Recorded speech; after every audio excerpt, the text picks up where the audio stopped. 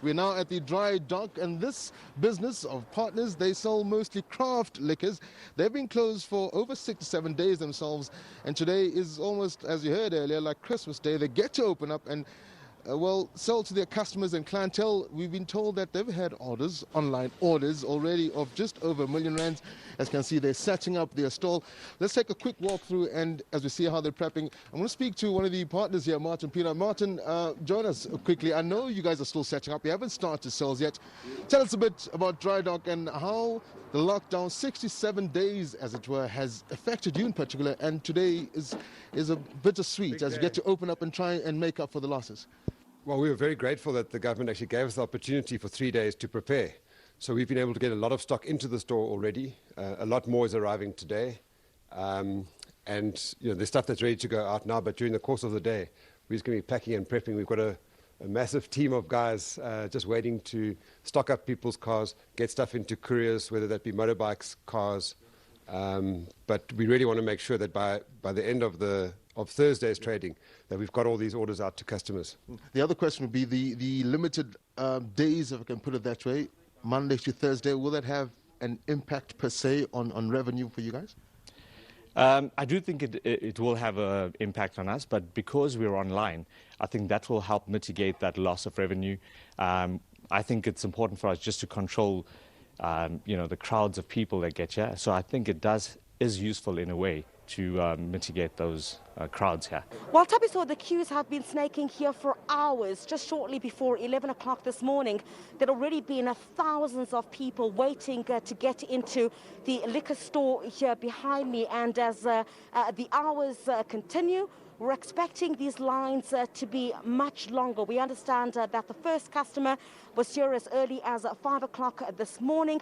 And of course, under lockdown level 3, this is of course where these liquor stores will obviously be able to operate from 9 o'clock until 5 o'clock in the afternoon. And all of this, of course, allowing only home consumption.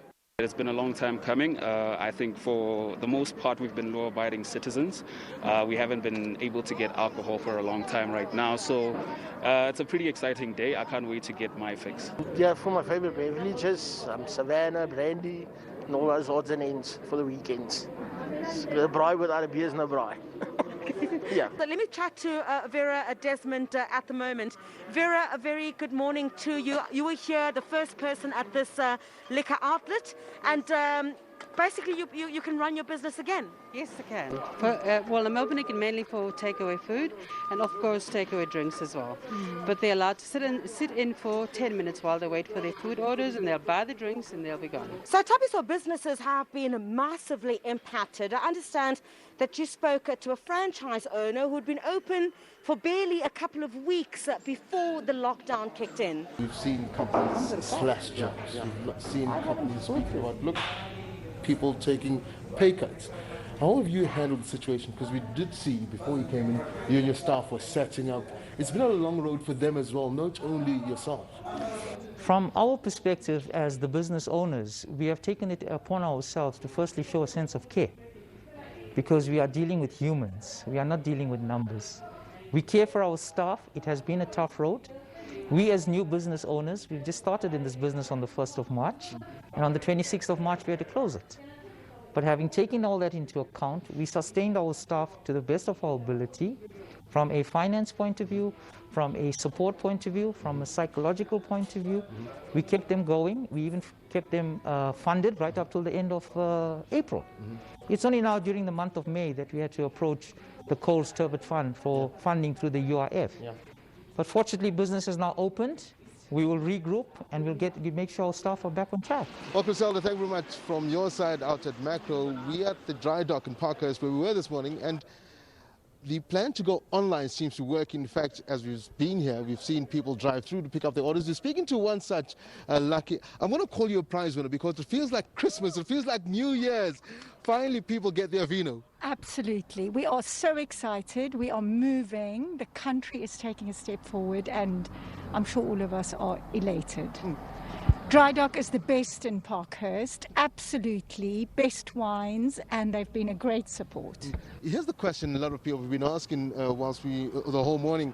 How bad has it been not being able to get a tipple of your favorite vino, your favorite champagne, and the perception that South Africans are alcoholics. We're not alcoholics. We just enjoy a good time. It's part of our pastime, isn't it? Well, absolutely. That is part of our pastime. We are a community of people. We love people. And that little glass of wine is just the best ever thing. So it has been tough, for lack of any better word. What are you picking up today? I am picking up some Survivor wine. It is a white Sauvignon Blanc as well as a red, and I just thought it's quite appropriate.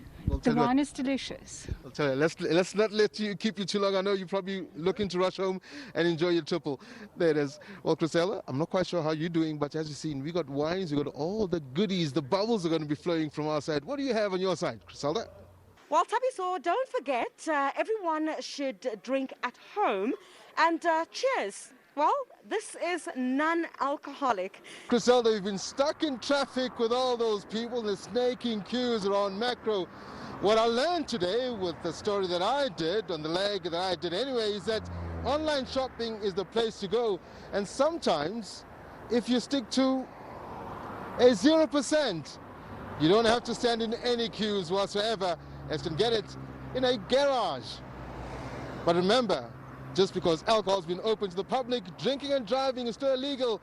So buy your alcohol, go home, and be safe. I'm Tabiso Sitole and Thabo Dulula for SABC News in Johannesburg. Griselda Lewis, SABC News in Johannesburg.